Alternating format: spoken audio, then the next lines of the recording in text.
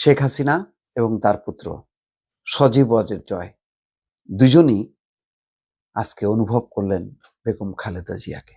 কিন্তু যখন তারা অনুভব করলেন তখন বেগম খালেদা জিয়া চিরতরে চলে গেলেন এবং রাজনীতিতে যে গণতান্ত্রিক শক্তির একটা অবস্থান থাকার কথা ছিল সেটাও হাতছাড়া হয়ে গেছে। দুইজনেরই উপলব্ধি হলো ঠিকই, কিন্তু অনেক দেরিতে।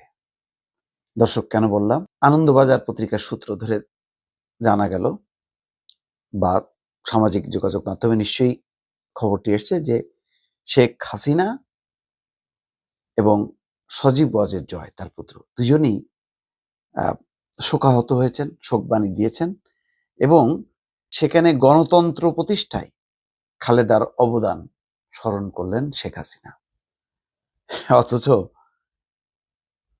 যেভাবে ক্ষমতাটা চালাচ্ছিল শেখ হাসিনা, তাতে তো আর কোনো গণতান্ত্রিক শক্তি, মানে তার বিপরীতে কোনো গণতান্ত্রিক শক্তি থাকবে তার কোনো অবস্থা রাখে নাই। একেবারেই বিনাশ করছিল। প্রথমে জামাত ইসলাম, তারপরে ধরল হচ্ছে বিএনপিকে, কারণ বিএনপি হচ্ছে মূল প্রতিদ্বন্দ্বী আর জামাত ছিল সাপোর্টিং শক্তি।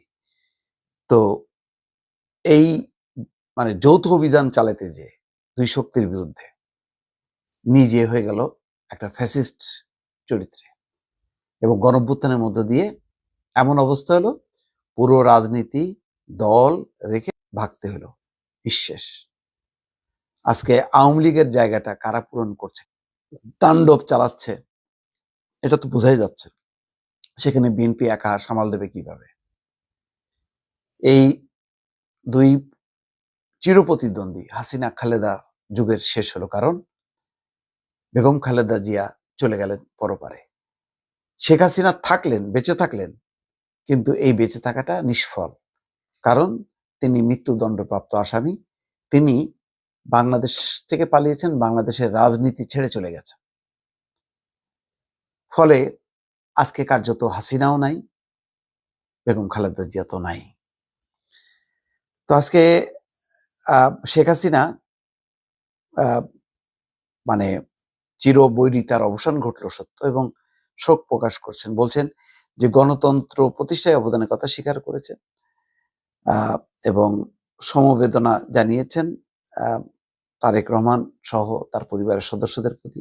লিখেছেন সামাজিক যোগাযোগ মাধ্যমে, বাংলাদেশের প্রথম নারী প্রধানমন্ত্রী হিসাবে এবং গণতন্ত্র প্রতিষ্ঠার আন্দোলনে তার অর্থাৎ খালেদার অবদান অপরিসীম।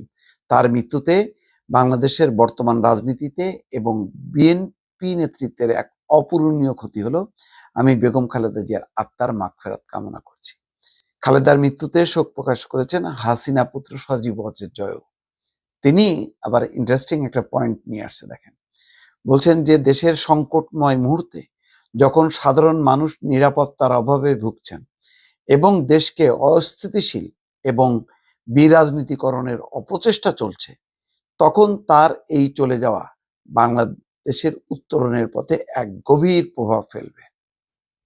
কি দাঁড়ালো তাহলে? ফেলবেই তো। এবং এই পরিস্থিতি আজকে তো হওয়ার কথা ছিল না। আজকে দুইটা দলের, হাসিনার নেতৃত্বে আওয়ামী লীগ এবং খালেদা জিয়ার নেতৃত্বে বিএনপির যদি স্বাভাবিক রাজনীতিটা চলতো বাংলাদেশে, তাহলে এই দুইটা দলই বাংলাদেশের রাজনীতিটা নিয়ন্ত্রণ করতে পারত।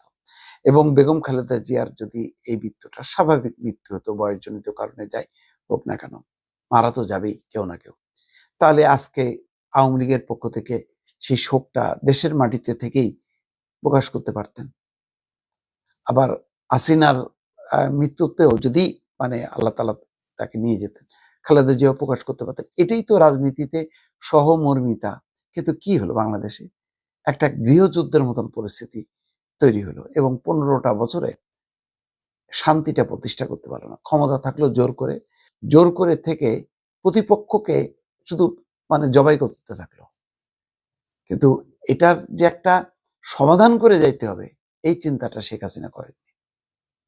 আজকে সমবেদনা জানানো, গণতন্ত্রের জন্য অবদান রাখা, অপরিসীম ক্ষতি হলো, আবার ওই যে বলতেছে মানে যে সজীব ওয়াজেদ জয় বলতেছে যে সংকটময় মুহূর্তে যখন ওই যে দেশকে অস্থিতিশীল এবং বিরাজনীতিকরণের প্রচেষ্টা চলছে, তো ঠিকই তো, চেষ্টা তো চলবেই। এই চেষ্টা মানে যাতে না হয়, গণতন্ত্র যে বিপদে পড়তে পারবে, তো যখন ক্ষমতায় ছিল তখন একবারও মনে হয়নি? তখন তো শুধু ক্ষমতা আর ক্ষমতা, আর প্রতিপক্ষ কতভাবে তাদেরকে বিনাশ করা যায়।